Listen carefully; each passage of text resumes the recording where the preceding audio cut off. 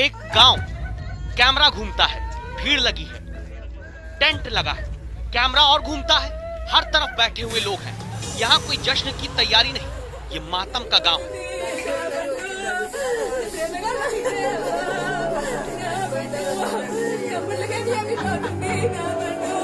क्या आप भरोसा करेंगे, भारत के दक्षिण में एक गांव में बेटी के रोने के पीछे वजह चीन के कुछ लोग और चीन के ऐप है, लेकिन क्यों और कैसे?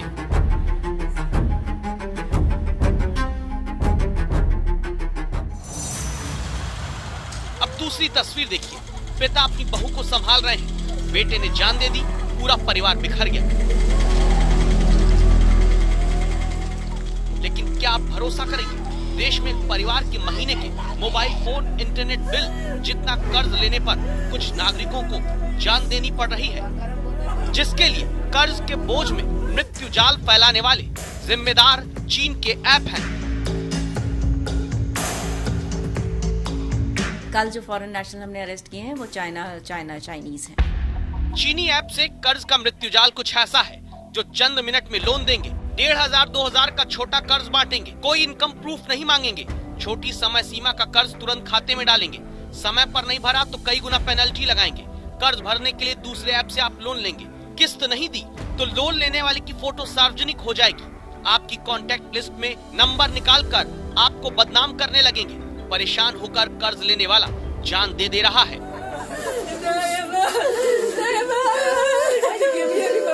बिहार से लेकर बंगाल तक, मध्य प्रदेश से तेलंगाना तक अब तक इन चाइनीज ऐप के कारण करीब 15 से ज्यादा लोगों ने अपनी जान गंवाई है और इस सिलसिले को तुरंत रोकने के लिए दस्तक देना जरूरी है, ताकि जांच एजेंसियां हो जाएं सतर्क और आप हो जाएं जागरूक और जिम्मेदार। क्योंकि जिस परिवार को अभी आप अपनी टीवी स्क्रीन पर रोते हुए देख रहे हैं, ये 36 साल के मोहन के परिजन हैं। कौन मोहन? जिन्होंने दावा है सिर्फ 10,000 रुपए का कर्ज अचानक कुछ जरूरत पड़ने पर एक इंस्टेंट लोन ऐप यानी तुरंत कर्ज देने वाले एक चीनी ऐप के जरिए लिया, लेकिन फिर उस कर्ज को चुकाने के नाम पर चीनी कंपनी के मृत्यु जाल में उलझकर फांसी लगाने को मजबूर हो गए। अब तक की तफ्तीश में पुलिस के मुताबिक cash mama, loan zone, Dhanadhan loan, cash up, cash bus, Mera loan, ऐसे 50 से ज्यादा चाइनीज ऐप कर्ज के नाम पर बहुत बड़ी मुसीबत बांट रहे हैं। ऐसे ही एक चाइनीज ऐप से मोहन ने भी कर्ज लिया। ऐप स्टोर से डाउनलोड होने वाले ज्यादातर चाइनीज ऐप चंद मिनट की प्रक्रिया के बाद तुरंत 1500 से 50,000 तक का लोन देते हैं।